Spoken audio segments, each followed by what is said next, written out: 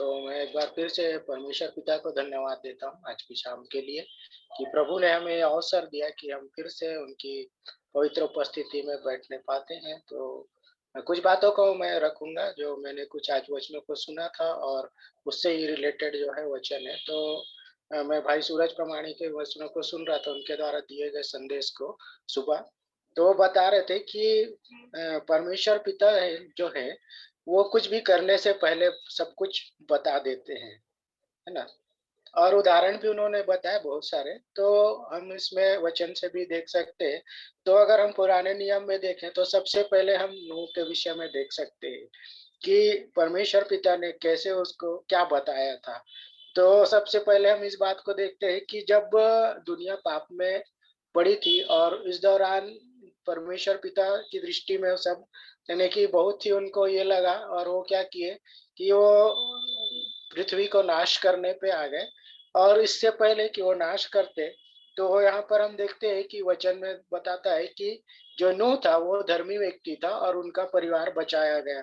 तो बचाए जाने से पहले परमेश्वर पिता ने उन्हें क्या किया, दर्शन दिए और उनको बता दिया कि मैं ये सारी चीज़ें करने वाला हूँ।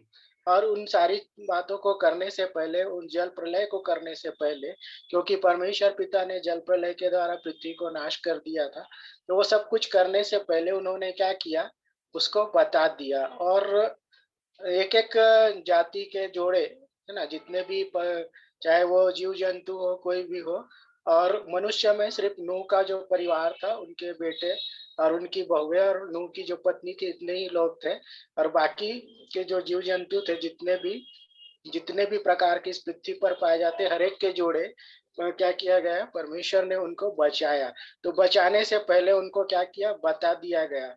और इस दौरान जब लोग देखते थे कि नूह जहाज बना रहा है, तो शायद वो उसका मज़ाक भी उड़ाते रहे होंगे या परिस्थितियाँ वहाँ पर जो भी रही होंगी, परंतु ये बिना परवाह किए वो सब उनके ऊपर ध्यान न देते हुए उसने परमेश्वर की आज्ञाओं को माना।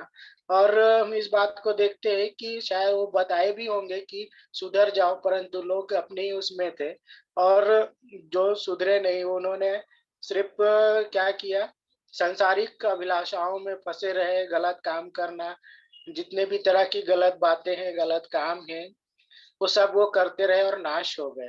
तो यहाँ पर हम इस बात को देखते हैं कि परमेश्वर पिता ने क्या किया, उसको पहले से बता दिया था।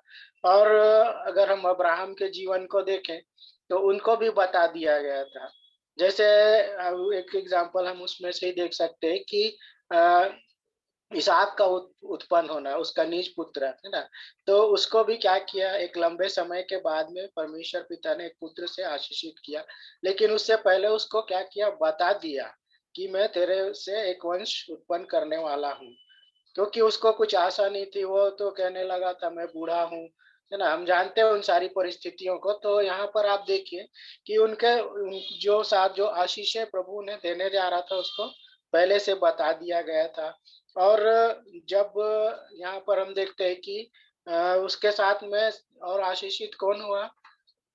लूत भी था, है ना? तो वो दोनों साथ-साथ रहते थे। और उनके बीच में क्या हुआ कि धन संपत्ति उनके पास जो थी उन दिनों में, पशुएँ जो होती थी, है ना? गाय, बैल, भेड़-बकरी जो जो भी थे, और उसके अलावा और जो कुछ भी उस समय रहे होंगे, तो उन दिनों में उनके पास संपत्ति जो है बहुत ज़्यादा हो गई थी। और वो उनके जो कहना चाहिए जो चरवाहे लोग थे या उनकी जो संपत्ति के देखभाल करने वाले लोग थे, वो आपस में लड़ने लगे। परंतु हम इस बात को देखते हैं कि उन लोगों ने क्या किया, आपस में लूत और अब्राहम ने झगड़ा नहीं किया।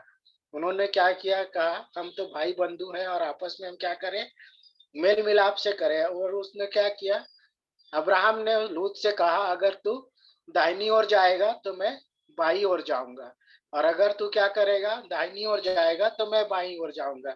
और ये जो लूत था उसने क्या किया, अच्छी जगह को देखा। और उसने कौन सी जगह को देखा, सदोम और अमोरा जो थी उस जगह को देखा। और देखने के बाद वहां पर वो वहां पर ही चला गया और वहीं रहने लगा। और यहाँ पर हम इस बात को देखते हैं कि जब वो उस जगह में गया और वहां पर भी बहुत पाप होते थे, गलत काम होते थे, तो जिसके कारण से परमेश्वर उसको नाश करने वाला था। और तब वहाँ पर फिर से क्या होता है कि परमेश्वर पिता ने उनको लूत को उस जगह से निकाला। वो लेट करते रहे, रुकने की कोशिश करते रहे, परंतु जब वो देर करते रहे तब उनका हाथ पकड़ करके उसको वहाँ से बरबस निकाल दिए गए। परंतु यहाँ पर हम इस बात को देखते हैं कि उसकी जो पत्नी थी लूत की, वो उसने पीछे मुड़ करके देखा। तो अभी जब उसने पीछे मुड़ करके देखा तो उसका परिणाम क्या हुआ? नमक की वो खंभा बन गई थी। परंतु यहाँ पर इससे पहले कि ये जो बातें थी, परमेश्वर पिता ने क्या किया? उनको वहाँ से निकाल लाया, बचाया।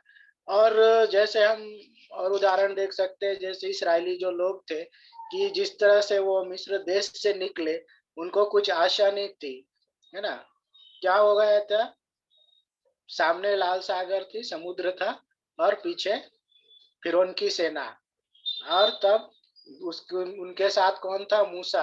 अब वहाँ पर परेशानी उनकी बढ़ गई। और तब क्या हुआ कि परमेश्वर पिता ने मूसा को आज्ञा दे रखी थी और वो उसने लाल समुद्र का 2 भाग भी करवाया और वहाँ से वो पार भी हो गए।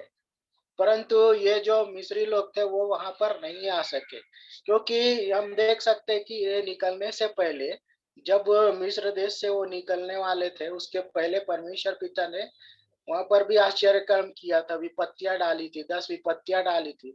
और उस डाल विपत्ति को डालने से पहले भी उसने क्या किया?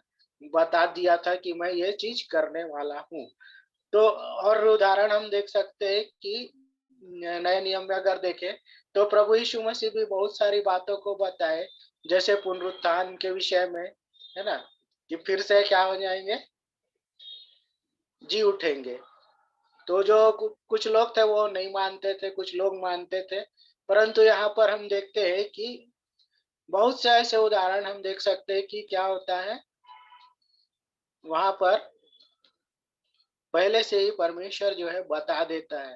जैसे अभी आप अगर यूहन्ना रचित सुसमाचार में देखें उसका 14 अध्याय में, तो प्रभु यीशु मसीह जब जाने वाले थे इस पृथ्वी से, है ना? इस संसार से जाने वाले थे वापस स्वर्ग में, तब उन्होंने भी बता दिया था कि मैं क्या करने वाला हूँ भई, मैं यहाँ से अब जा रहा हूँ।